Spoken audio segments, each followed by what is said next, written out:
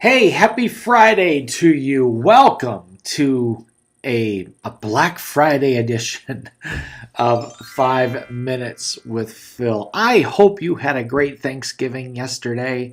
I hope it was a time spent with family and with friends and the people that you care about the most. I hope you didn't eat too much, but you enjoyed yourself. And however you chose to spend that holiday, I pray that it was a good one. And now here we are, the Friday after Thanksgiving, and all week long, and we're going to conclude it today, but all week long we've been looking at passages of Scripture that talk about being thankful to the Lord and why we should be thankful. Now, today we're going to maybe kind of switch gears a little bit from yesterday. Yesterday, we kind of looked inward, right? We kind of looked inside, and Paul talked about that turmoil that he went through and between doing the right thing and the wrong thing, and thanking God that he helps us do the right thing. And now Paul kind of looks outward and he gives thanks. And he finds himself writing a letter to a church, and this is in Second Thessalonians that he is writing. And I love what he has to say because it reminds me of one more thing that we have to give God thanks for. And let me show you what that is. Second Thessalonians chapter 1, verses 3 and 4. Here's what Paul says.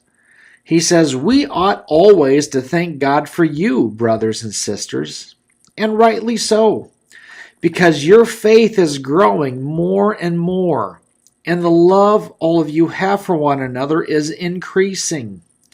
Therefore, among God's churches, we boast about your perseverance and faith in all the persecutions and the trials that you are enduring."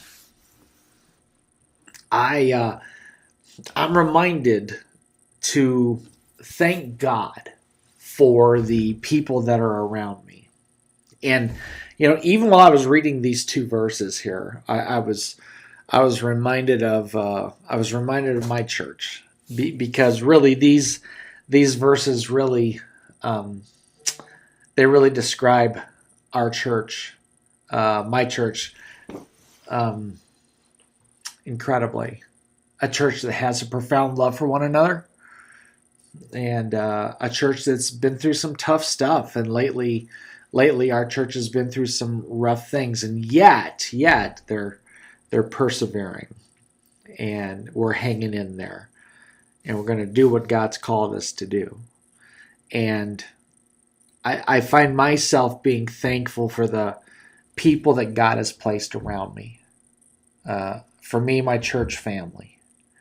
And for you, I would pray that you would take time today and think of the people that God has put around you. Your close friends. Think of the people that the Lord has put in your place and brought to you. Think of those people. And today, I wonder if, and it's so easy. It's so easy to point out what people do wrong.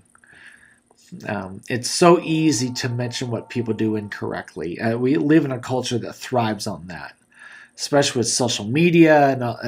And rather, why don't we think about the people that God's placed around us, the people in our church, the people in our homes, the people that are close friends of ours, and could we just thank God for the good things that they've done and the great people that they are?